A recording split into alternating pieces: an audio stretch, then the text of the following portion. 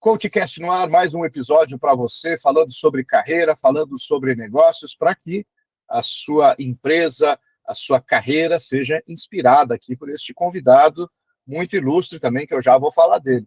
Mas antes eu quero agradecer aqui a parceria da camisaria Fascínios. E a Fascínios já está aí há 35 anos no mercado, são 4 endereços, 2 aqui em São Paulo, um no Bom Retiro, outro no Largo da Arouche. E manda um abraço lá para o Jurandir e para o Carlos. Jurandir Monteiro, Carlos Monteiro, e essa camisa aqui que eu estou vestindo, agora está friozinho aqui em São Paulo, no dia que a gente está gravando, e estou vestindo uma camisa de flanela, ó, muito bonita, e o nosso convidado semana que vem vai estar com a dele lá também.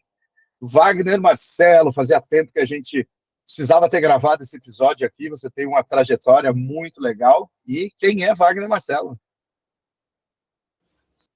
Opa, Sérgio, obrigado aí pelo convite, prazer estar aqui compartilhando um pouco de conhecimento que a gente tem aí na trajetória empresarial.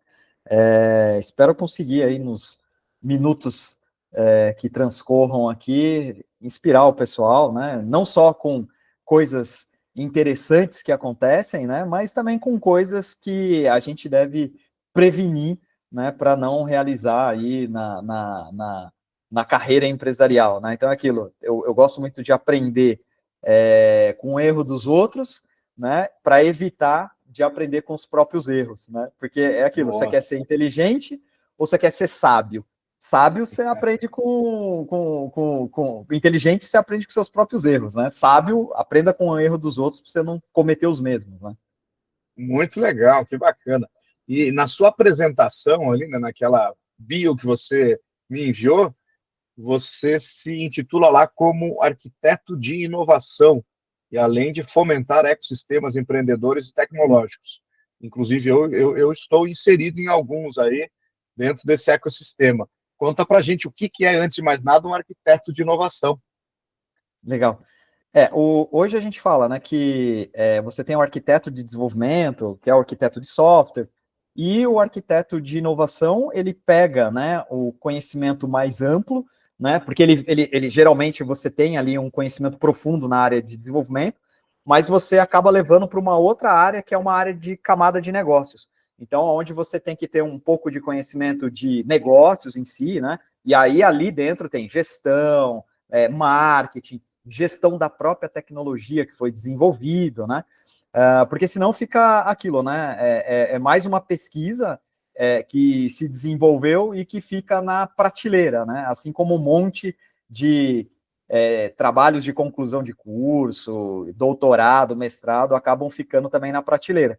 E o arquiteto de inovação é isso, né? Ele pega ali uma tecnologia já desenvolvida e, com um olhar de negócios, ele coloca aquilo ali para rodar, né? Então, desde a parte comercial, então é uma área que você tem que ter uma visão mais ampla de negócios, né?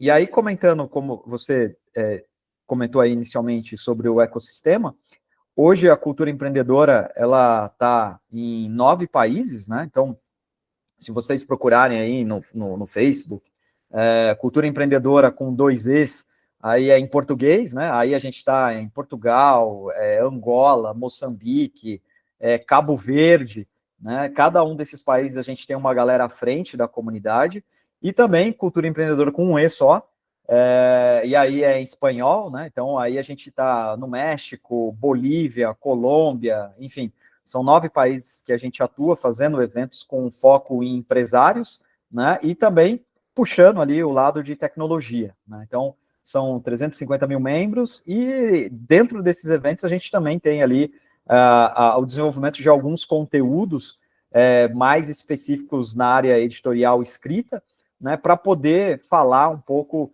de negócios no geral do pessoal que está dentro do ecossistema, né? Então, a gente acaba produzindo esses conteúdos e escoando para todos os membros que estão dentro do grupo. Inclusive, depois aqui, a gente vai escoar o conteúdo aqui produzido também lá por dentro.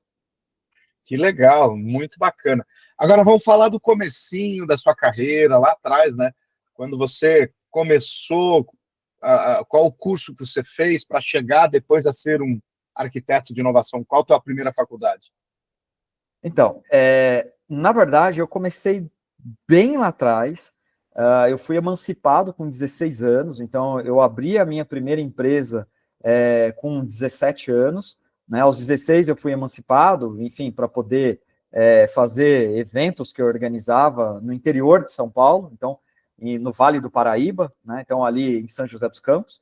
Então, eu fui emancipado, aí, enfim, já trabalhava dentro da empresa com meu pai, que é uma empresa que fazia componentes para elevadores, então, desde patentes envolvendo alguns dispositivos para elevador, isso eu já estou falando com 14, 15 anos, então eu venho dessa área de tecnologia desde muito pequeno. E eu fiz um colégio que, na verdade, ele era um colégio que ele tinha uma parte técnica também, né? E aí, estou falando de coisa de 9, 10 anos, a gente tinha atividades extras, né, que era computação, eletrônica.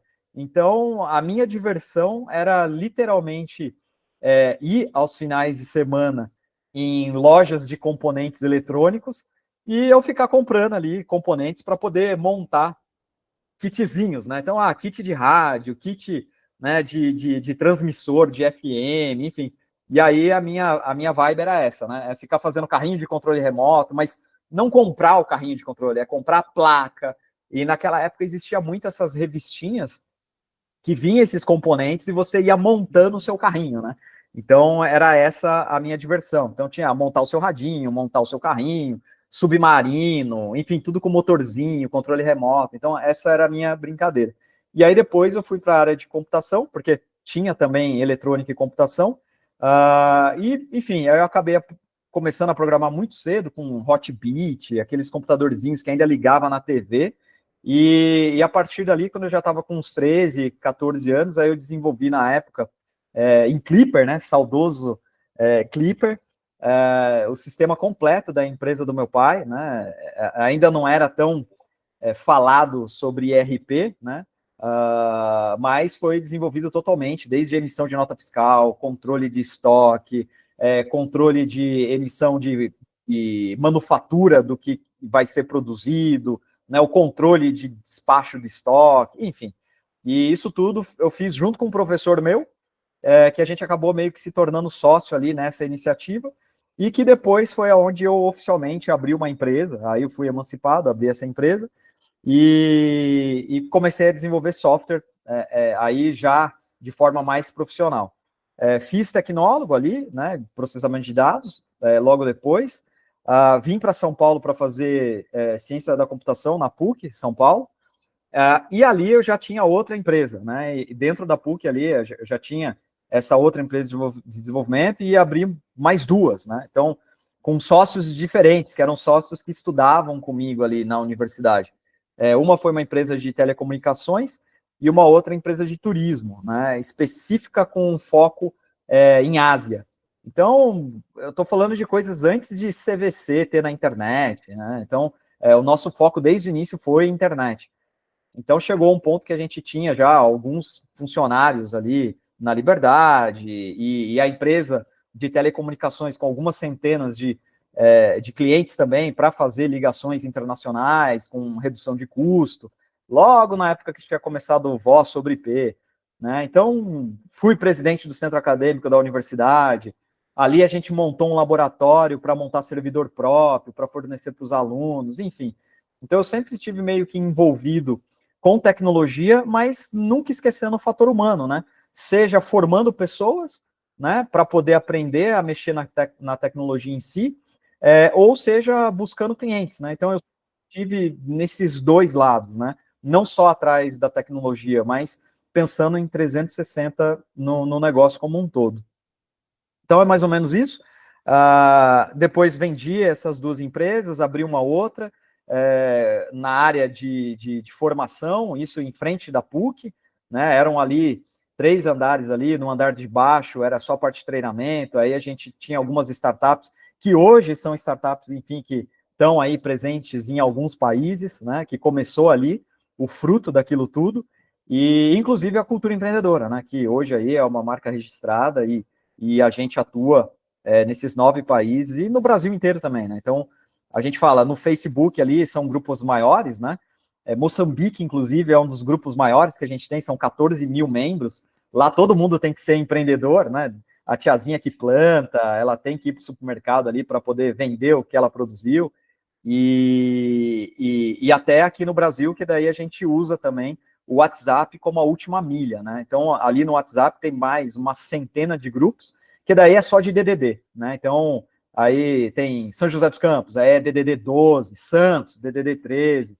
Então, só entra ali o pessoal da região mesmo, que é para fomentar o ecossistema do empreendedorismo local, né?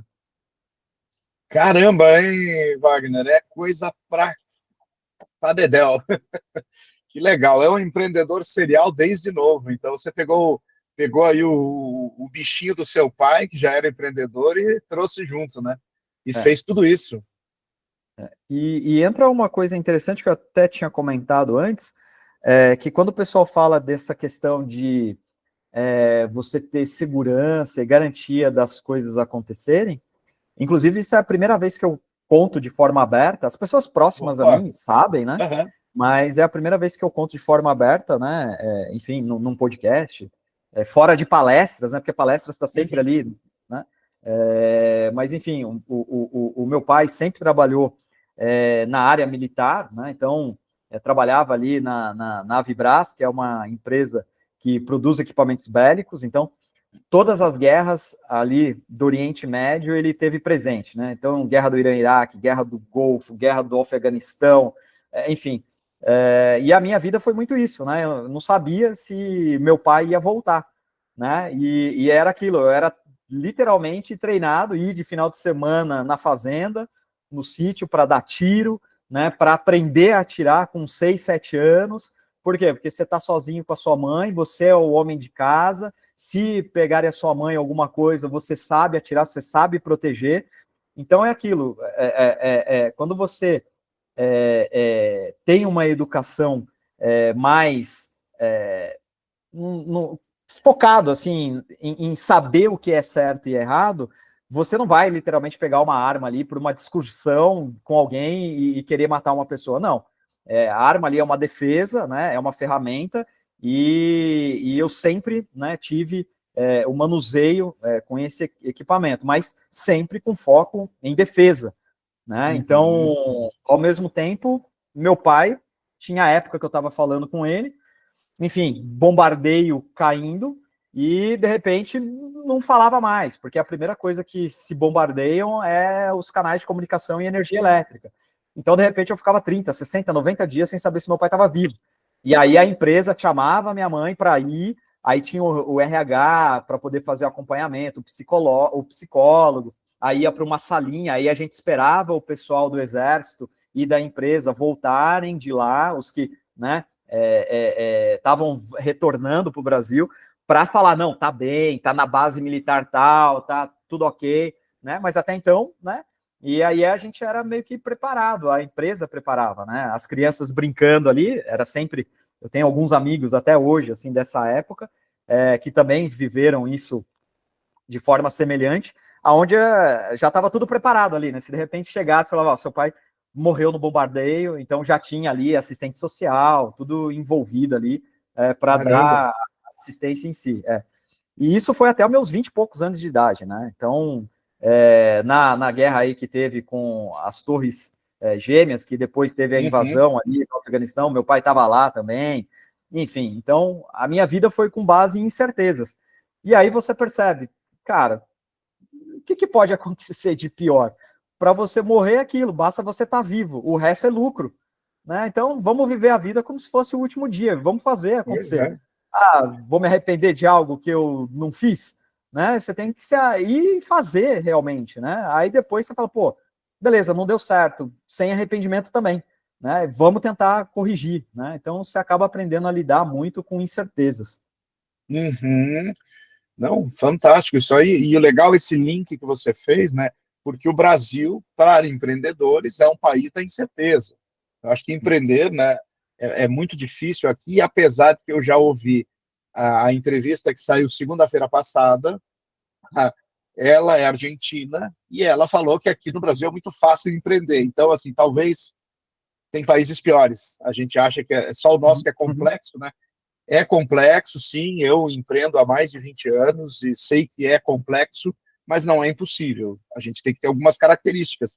E eu queria que você falasse um pouquinho aí das características do empreendedor e se você faria tudo de novo. Legal.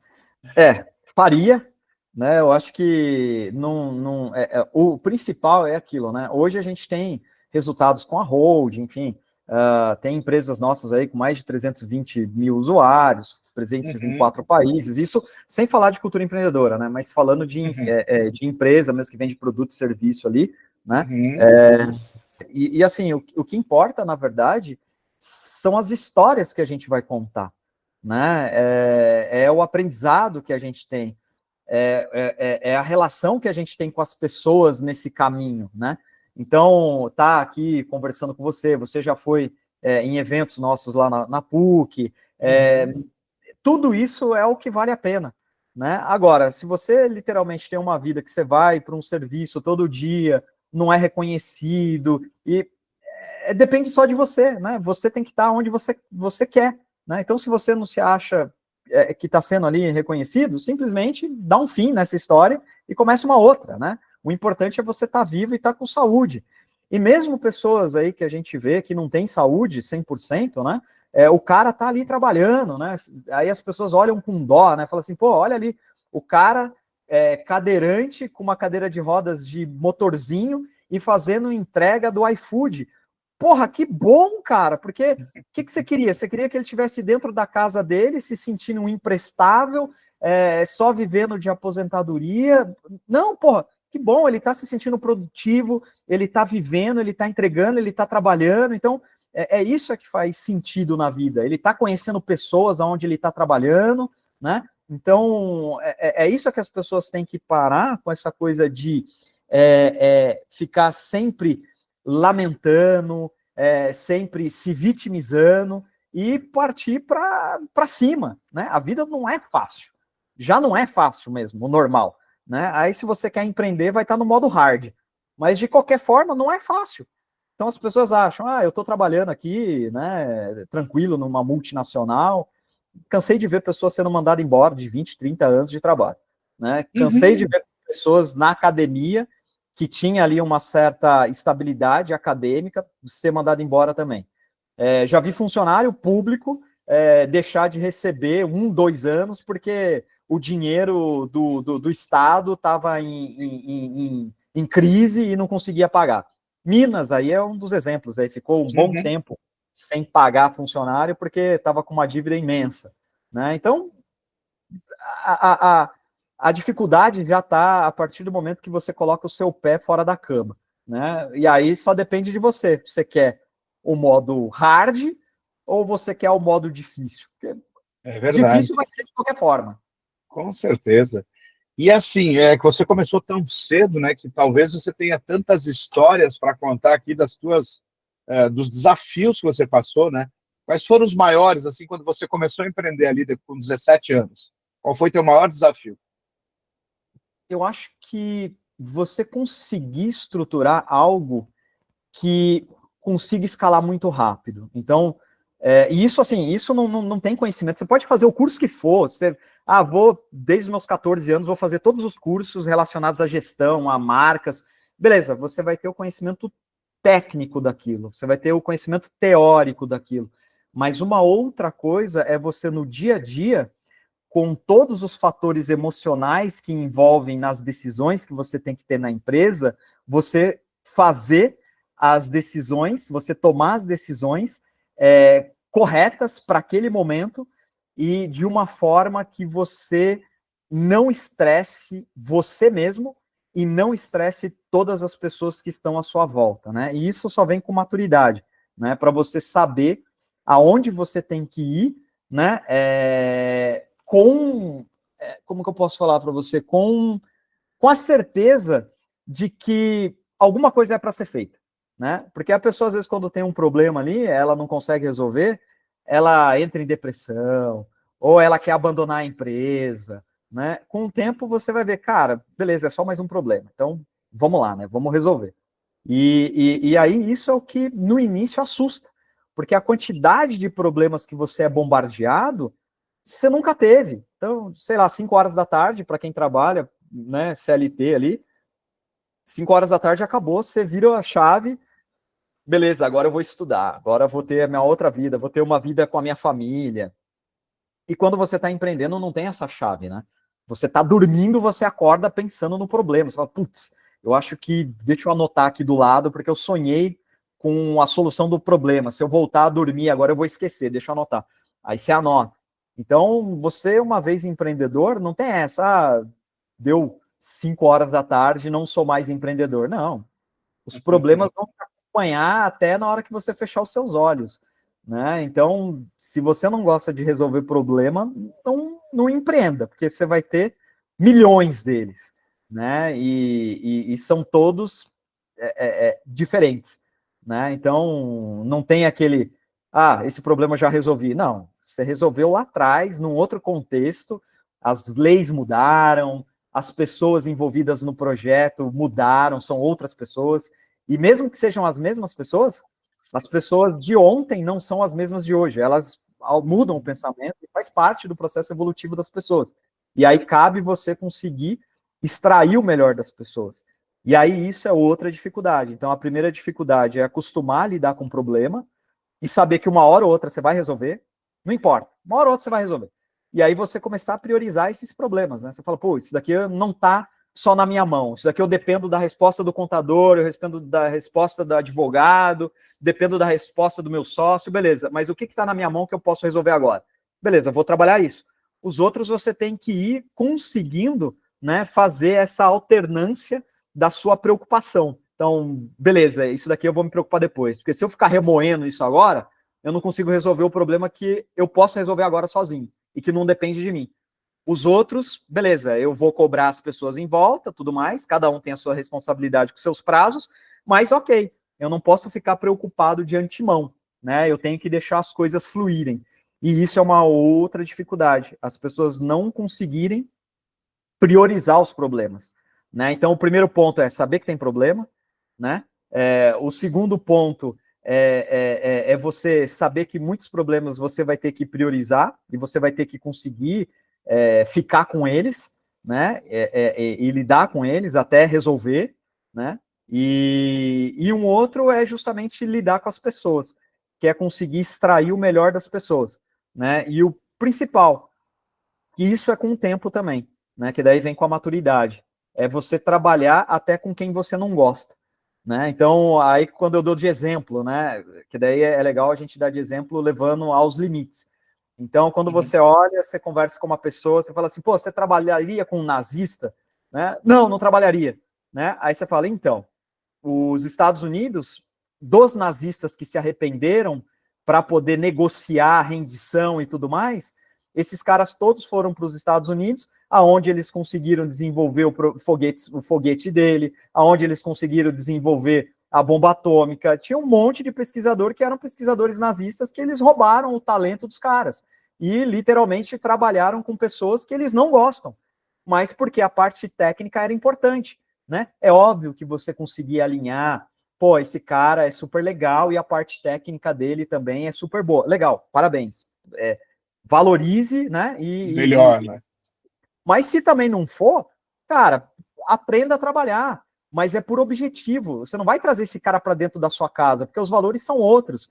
Mas se você tem um trabalho distinto para fazer para a solução de um problema, que vai ajudar você e o máximo de pessoas possíveis, você tem que se aliar com todo mundo para fazer o negócio acontecer, sem se vender. E deixando claro, né? Ó, eu não gosto do que você está fazendo, eu não gosto dos princípios que você tem, mas, cara, vamos trabalhar para resolver esse problema, porque isso daqui a gente tem um ponto em comum, beleza? Resolveu isso daqui, cada um para o seu canto, acabou. A gente volta a discutir os outros pontos e acabou. Na hora que a gente achar algum outro ponto em comum para trabalhar de novo, ok, trabalhamos, né? Então, isso vem com maturidade. É verdade, saber dividir efetivamente, né, o pessoal do profissional, valores, né? Isso é bem legal que você trouxe aqui. Um exemplo bem radicalzão, né? E é legal, porque isso fica marcado, né?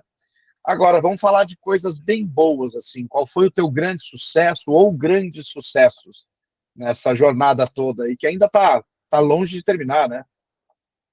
Hoje a gente tem 6 empresas aí no portfólio, né? Todas aí já no caminho de internacionalização. Tem 2 empresas americanas agora que está aí com a gente também, começamos do zero. Enfim, a parte gostosa disso, de parte boa, é você literalmente conversar com as pessoas e você, muitas vezes, quando você está fazendo uma palestra ou está conversando, tomando um café, e aí você fala do seu produto ou serviço, a pessoa vira e fala assim, cara, mas eu acho que eu sou usuário da sua empresa. Aí você, sério? Aí a pessoa vai, peraí, deixa eu ver aqui. Pô, eu sou, cara. Inclusive, isso aconteceu agora, em Maceió, estava em Maceió 2 semanas atrás.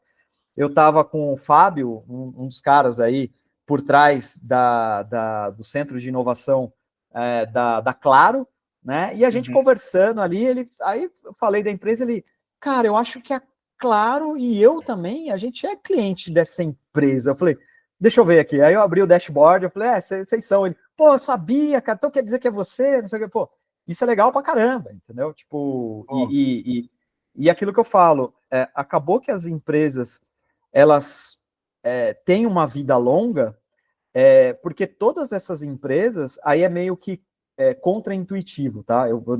Tudo que eu falo aqui, tá?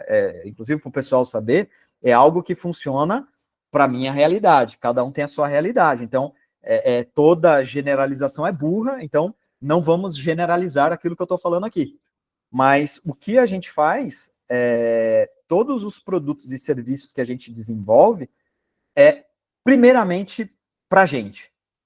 Então, os QR Codes é algo que a gente precisava utilizar, e aí desenvolvendo. Então, hoje a gente tem a Everlink, né, que é uma simplificação aí do Linktree, foi algo que a gente, por que a gente vai usar um outro se a gente pode subir um serviço semelhante, né? Então, foi para a gente também, né? Então, todas as soluções que hoje a gente tem dessas 6 empresas, na verdade, elas se falam, né? Porque uma empresa acaba consumindo da outra e a gente consome de todas elas, né? Então, a gente nunca pesquisou mercado. Sabe aquela coisa assim, o que será que tá na moda agora? Tá na moda fazer copinho reciclável com não sei o quê. Vamos criar uma fábrica de copinho reciclável? Não. Tipo, porque se tá na moda agora, já tem um monte de gente que tá fazendo. E cara que começou lá atrás já vai estar muito avançado. Então, não adianta você querer começar agora. Então, se você quer largar na frente em alguma coisa, você tem que procurar algo que não exista e que você vai ser o principal consumidor. E aí você vai desenvolver para você. E uma vez que você desenvolveu para você, as pessoas vão olhar e vão falar assim, olha o que ele tem aqui, que legal, eu também vou usar, eu também preciso disso daqui. E aí, quando você vê, aí acontece igual a gente tem hoje aí, mais de 325 mil usuários, né? Isso em uma das empresas. Cultura empreendedora foi a mesma coisa, né? Dentro da academia ali, a gente via que faltava essa abordagem para quem quer empreender dentro da universidade, né? Então, quem está ali querendo seguir uma carreira acadêmica, tem o suporte dos professores e tudo mais. Você quer fazer concurso público? Algumas universidades têm até cursinho à tarde para você fazer, né? Você quer ir para iniciativa privada? Legal, tem as feirinhas de RH que algumas universidades promovem, tá? E para quem quer empreender? Esse cara é perdido dentro da universidade. E aí foi onde a gente, eu acho que precisa disso, porque para mim faz sentido, na minha época fazia sentido. E aí eu criei, já estava fazendo os eventos, e aí surgiu um sócio, né, que hoje é um amigo também, e aí ele, cara, o que é isso que você está fazendo? Eu também senti falta disso durante a graduação, enfim, durante o colégio, durante o ensino médio, eu senti falta disso. Aí eu falei, cara, vamos fazer junto então, né? E aí ele também tinha envolvimento com outras iniciativas, e aí a gente acabou juntando as forças. E aí depois, enfim, hoje são mais de 35 sócios no total, né? E isso é legal também. Então, quando a gente olha lá atrás, em 2009, não, 2013, 2010, 2011 foi quando a gente começou a utilizar a cultura empreendedora. Em 2013 ou 2012 foi que a gente oficializou. E aí, se você buscar no Google, que tem como você colocar por data, se você colocar lá atrás, você vai ver que tinham 11 resultados sobre cultura empreendedora. Aí, hoje, se você olhar, tem mais de 800 mil resultados, né? Caramba, Wagner, que sensacional, rapaz. Olha só, é tanta coisa, acho que tanto aprendizado, mas tudo que é bom dura pouco, né? Parece que é um chavão. Estamos chegando ao final aqui do episódio, muito legal tudo que você trouxe. Para quem quiser acompanhar a cultura empreendedora ou para esses CLTs que estão por aí hoje, de repente querem mudar de vida, né? Talvez começar a acompanhar um ecossistema como esse, como eles fazem? Então, a gente tem, quem digitar aí cultura empreendedora no Google, provavelmente vai achar a gente ali. A gente tem algumas comunidades no Meetup, tem no Facebook também, enfim, a gente tem algumas comunidades espalhadas aí. Quem quiser vai achar a gente invariavelmente, é só procurar aí cultura empreendedora. E assim, é o que a gente fala, o cara que ele é SLT, ou o cara que quer ser juiz, né, de carreira, ele não precisa empreender, mas ele precisa ter um conhecimento de cultura empreendedora, porque muitas vezes o irmão dele quer empreender, o primo dele quer empreender, e aí ele não vai encarar como um favor de emprestar dinheiro para o amigo, para o parente que está querendo empreender. Não, ele vai encarar isso de forma profissional, vai saber que é arriscado, que ele pode perder o dinheiro, e aí ele não vai perder a amizade, porque ele sabe como o jogo funciona.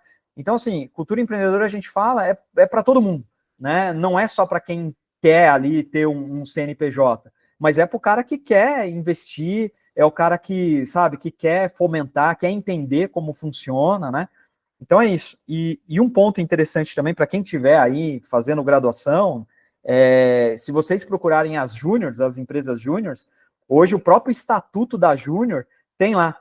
E um dos objetivos das júniors dentro das universidades é fomentar a cultura empreendedora dentro das instituições de ensino. Então, você que, enfim, que está aí trabalhando, que está aí querendo saber um pouco mais, pode procurar a gente nas redes sociais. E você que está na graduação, além de procurar a gente nas redes sociais, você também pode ir lá na Júnior, porque está lá no estatuto deles também, disseminar a cultura empreendedora. Então, de alguma forma, você vai ter contatos com a gente. Que legal, bati um papo incrível aqui sobre empreendedorismo, que é uma temática também que eu sou apaixonado, né, com o Wagner e Marcelo. Agradeço muito aí a gentileza de ter participado aqui desse podcast e indique quem você quiser também para vir aqui contar suas trajetórias. Legal. Muito obrigado. Valeu, pessoal. Forte abraço.